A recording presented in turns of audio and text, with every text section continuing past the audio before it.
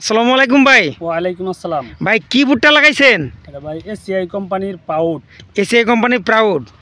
তাতে এবার যে আরো আপনার পাশে জমিতে কাটতেছে মানুষ ভুট্টা, তাদের ফলন কেমন আইছে?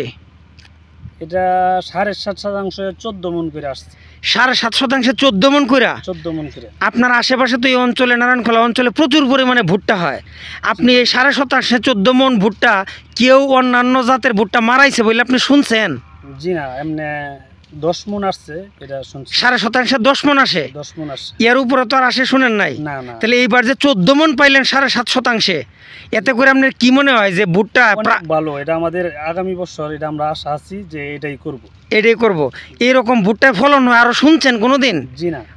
মারাইছেন তো নাই? না না না। আপনি কত বছর যাবত ভুট্টা চাষ করেন?